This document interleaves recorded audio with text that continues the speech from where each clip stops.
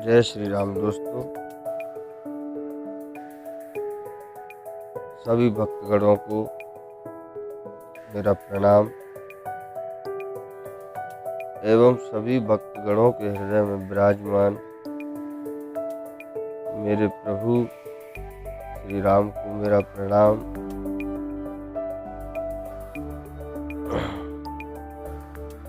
चलिए अब कथा को थोड़ा सा आगे की ओर ले चलते हैं और मेरा विचार है आज थोड़ा सा वीडियो को लंबा कर देते हैं, थोड़ा सा कथा को ज़्यादा आज करते हैं। और प्लीज आप लोगों से निवेदन है, कृपया लंबी कथा को सुन के वीडियो को बंद ना करें और बोर ना हो, क्योंकि कथाएं तो लंबी ही होती हैं। जी हाँ, कथाएं लंबी होती हैं क्योंकि हर वो बात जो मनुष्य से जुड़ी हो वो कथा नहीं होती है। कथा तो वही होती है जो भगवान से जुड़ी होती है। हमारी तो व्यथा होती है जो हम औरों से बयां करते हैं।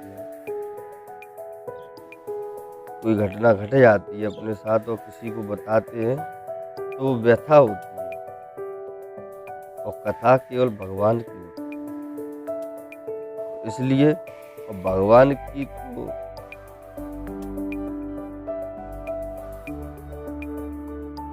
बहुत लंबी कथा होती है, इसका तो कोई वर्णन कर ही नहीं सकता। लेकिन जितना मुझसे संभव है, बाबा तुलसीदास ने जितना लिखा है उतना मैं आप लोगों को बता रहा हूँ। इसलिए कृपया करके प्रेम पूर्वक सुनिए, क्योंकि इससे आपको कुछ ना कुछ अच्छी बात ही मिलने वाली है। गाली तो कोई भी सिखा देता है, अच्छी बात को सिखाए तो उसको सीखना चाहिए।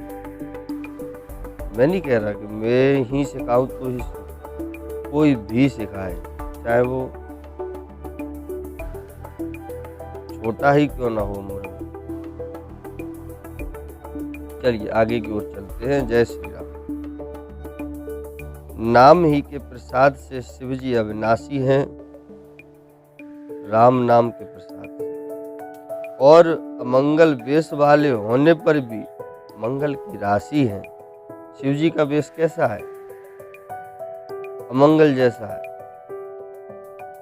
बिच्छू उनके कानों में, सर्प उनके गले में, है ना, और शरीर पर भस्म, आसपास भूत पिशाच गढ़, लेकिन फिर भी वो मंगल की राशि है, लोग उन्हें पूजते हैं। सुखदेव जी और सनकादि सिद्ध मुनि योगीगण नाम ही के प्रसाद से ब्रह्मानंद को भोगते हैं। नारद जी ने नाम के प्रताप को जाना है, संसार को प्यारे हैं, हरि को हर प्यारे हैं और हर को हरि प्यारे हैं। और आप हरि और हर दोनों के प्रिय हैं। कौन? श्री नारद जी। नाम के जपने से प्रभु ने कृपा की, जिससे प्रहलाद भक्त शिरोमणि हो गए। ध्रुव जी ने गिलानी से विमाता के वचनों से दुखी होकर सकाम भाव से हरि नाम को जपा और उसके प्रताप से अचल अनुपम स्थान प्राप्त किया। हनुमान जी ने पवित्र नाम का स्मरण करके श्री राम जी को अपने बस में कर रखा है। सुमेरे पवन सुत पावन नामु, अपने बस करे राखे रामु, अपने बस करे राखे रामु। नीच अजामिल गज और गड़का यानी कि वैश्या श्री हरि के नाम के प्रभाव से मुक्त हो गए। मैं नाम की बड़ाई कहाँ तक कहूँ, राम भी नाम के गुणों को नहीं गा सकते। कलयुग में राम का नाम कल्पतरु, मनचाहा पदार्थ देने वाला और कल्याण का निवास है, जिसको स्मरण करने से भांग सा निकृष्ट तुलसीदास तुलसी के समान पवित्र हो गया। केवल कलयुग की ही बात नहीं है, चारों युगों में, तीनों कालों में और तीनों लोकों में नाम को जपकर शिव शोक रहित हुए हैं। वेद, पुराण और संतों का मत यही है कि समस्त पुण्यों का फल श्री राम जी में या राम नाम में प्रेम होना है। पहले युग में ध्यान से, दूसरे युग में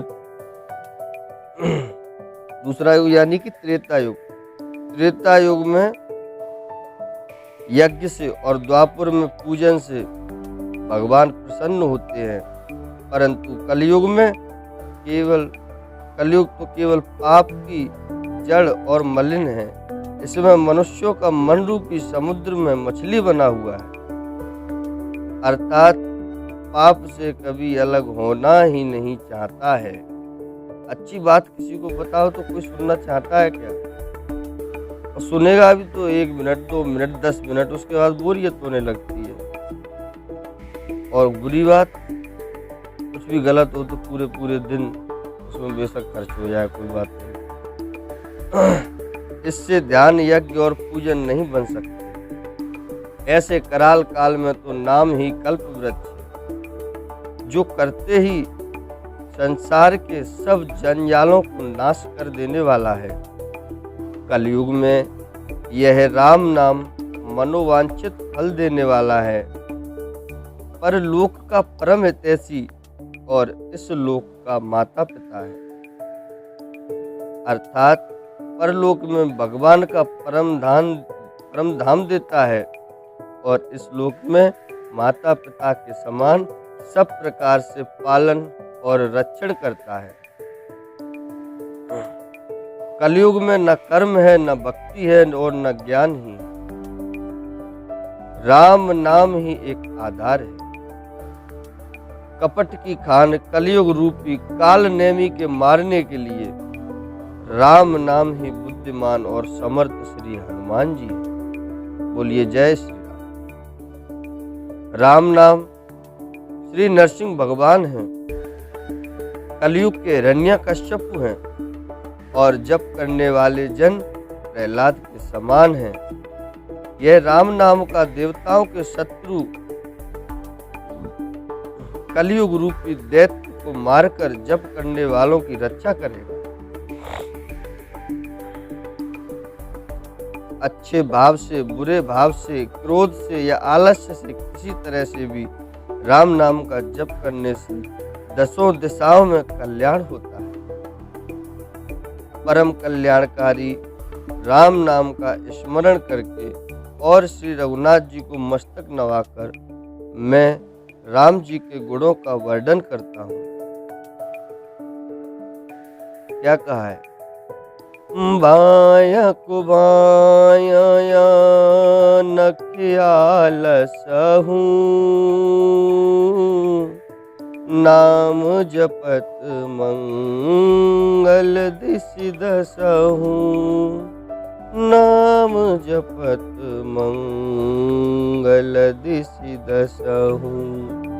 या भाव से या कुभाव से कैसे भी नाम जपो,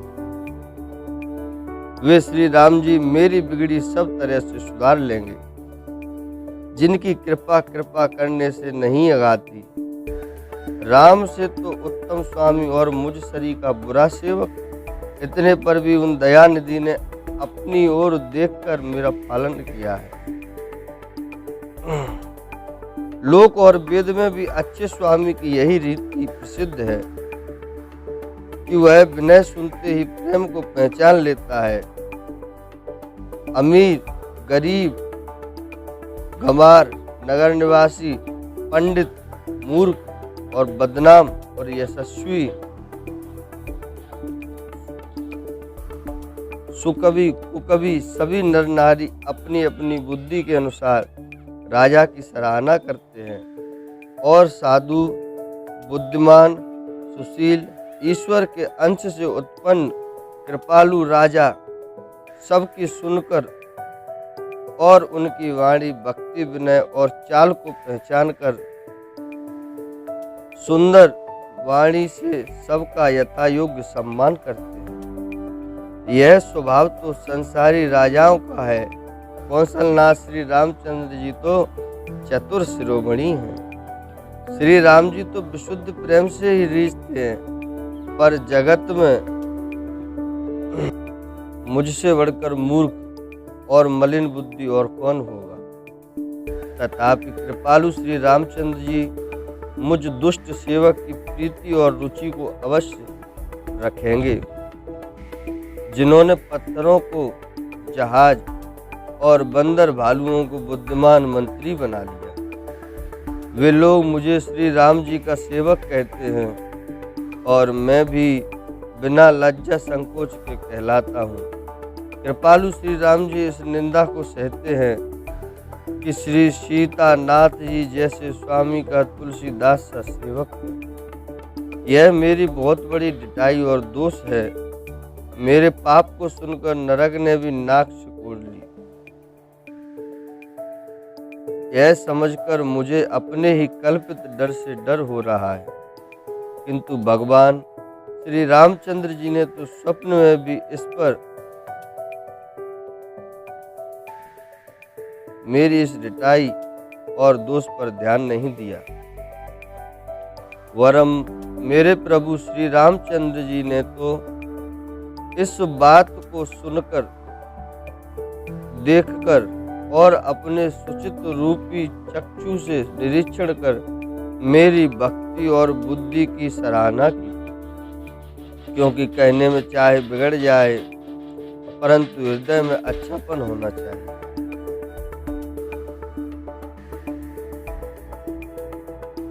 श्री रामचंद्र जी भी दास के हृदय की स्थिति जानकर रीझ जाते हैं। प्रभु के चित्त में अपने भक्तों की हुई भूल चूक याद नहीं रहती। वे उसे भूल जाते हैं और उनके हृदय की अच्छाई, नेकी की 100 बार याद करते रहते। जिस पाप के कारण उन्होंने बाली को व्याध की तरह मारा था, वैसी ही कुचाल फिर सुग्रीव ने की। वही करनी विभीषण की थी, परंतु श्री रामचंद्र जी ने स्वप्न में भी उसका मन में विचार नहीं किया। उल्टे भरत जी से मिलने के समय श्री रघुनाथ जी ने उनका सम्मान किया और राजसभा में भी उनके गुणों का बखान किया। प्रभु श्री रामचंद्र जी तो वृक्ष के नीचे और बंदर डाली पर, परंतु ऐसे बंदरों का भी उन्होंने अपने समान बना लिया। तुलसीदास जी कहते हैं कि श्री रामचंद्र जी सरीके शील निदान स्वामी कहीं भी नहीं है। हे श्री राम जी, आपकी अच्छाई से सभी का भला है, अर्थात आपका कल्याणमय स्वभाव सभी का कल्याण करने वाला है। यदि यह बात सच है तो तुलसीदास का भी सदा कल्याण ही है।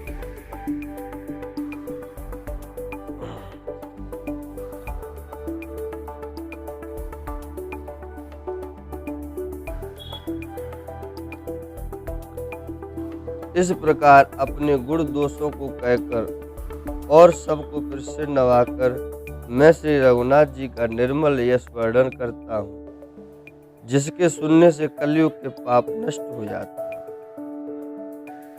मुनि याज्ञवल्क्य जी ने जो सुहावनी कथा मुनि श्रेष्ठ भरद्वाज जी को सुनाई थी, उसी संवाद को मैं बखान कर कहूँगा। अब सज्जनगण सुख का अनुभव करते हुए सुने। क्या कह रहे हैं बाबा तुलसीदास जी? अभी तक तो आप लोग बोर हो रहे थे, ये क्या शिष्टाचार की बातें बता रहे हैं, क्या है ये, है ना। अब देखो बाबा तुलसीदास जी कह रहे हैं, अब सज्जन सुख का अनुभव करते हुए उसे सुनो। अब तो सुख का अनुभव कीजिए, अब कथा आरंभ होने वाली है। शिवजी ने पहले इस सुहावने चरित्र को रचा, फिर कृपा करके पार्वती जी को सुनाया। वही चरित्र शिवजी ने काकभूषुंड जी को राम भक्त और अधिकारी पहचान कर दिया। उन काकभूषुंड जी से फिर याज्ञवल्क्य जी ने पाया और उन्होंने फिर उसे भरद्वाज जी को गाकर सुनाया। वे दोनों वक्ता और श्रोता यानी कि याज्ञवल्क्य और भरद्वाज समानशील वाले और समदर्शी है और श्री हरि की लीला को जानते हैं। वे अपने ज्ञान से तीनों कालों की बातों को हथेली पर रखे हुए आंवले के समान प्रत्यक्ष जानते हैं। और भी जो सुजान हरिभक्त हैं वे इस चरित्र को नाना प्रकार से कहते, सुनते और समझते हैं। फिर वही कथा मैंने वराह क्षेत्र में अपने गुरुजी से सुनी, तुलसीदास जी ने, परंतु उस समय मैं लड़कपन के कारण बहुत बेसमझ था, इससे उसको इस प्रकार समझा नहीं। श्री राम जी की गूढ़ कथा के वक्ता कहलाने वाले और श्रोता सुनने वाले दोनों ज्ञान के खजाने पूरे ज्ञानी होते हैं। मैं कलयुग के पापों से ग्रसा हुआ महामूढ़ जड़ जीव भला उसको कैसे समझ सकता। तदप कहीं गुरु बारह समुझ परी कछु मति अनुसारा। तो भी गुरुजी ने जब बार बार कथा कही तब बुद्धि के कुछ समझ में आई। वही अब मेरे द्वारा भाषा में रची जाएगी। वही अब मेरे द्वारा भाषा में रची जाएगी।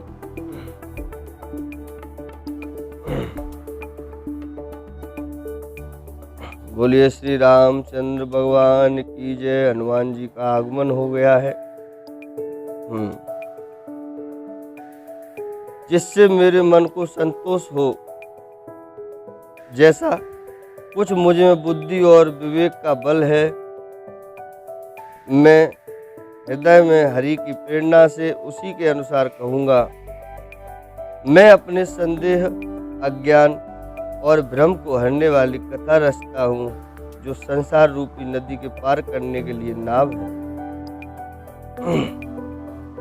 राम कथा पंडितों को विश्राम देने वाली, सब मनुष्यों को प्रसन्न करने वाली और कलयुग के पापों का नाश करने वाली। राम कथा कलयुग रूपी सांप के लिए मोरनी है और विवेक रूपी अग्नि के लिए प्रकट करने के लिए अरणी मंथन की जाने वाली लकड़ी है। अर्थात इस कथा से ज्ञान की प्राप्ति होती है। राम कथा कलयुग में सब मनोरथों को पूर्ण करने वाली कामधेनु गौ है और सज्जनों के लिए सुंदर संजीवनी जड़ी है। पृथ्वी पर यही अमृत की नदी है, जन्म मरण रूपी भय का नाश करने वाली और भ्रम रूपी मेढकों को खाने के लिए सर्पिणी है। यह राम कथा असुरों की सेना के समान नरकों का नाश करने वाली और साधु रूप देवताओं के कुल का हित करने वाली पार्वती दुर्गा है। यह संत समाज रूपी क्षीर समुद्र के लिए लक्ष्मी जी के समान और संपूर्ण विश्व का भार उठाने में अचल पृथ्वी के समान है।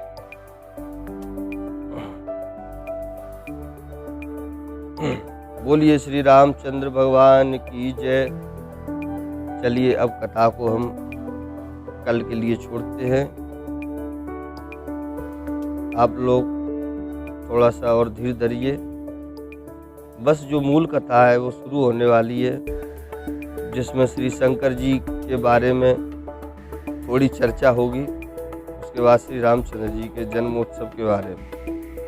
ठीक है, तो थोड़ा सा धैर्य तो रखना ही पड़ता है भगवान की कथा सुनने के लिए, और शिष्टाचार को भी सुनना चाहिए,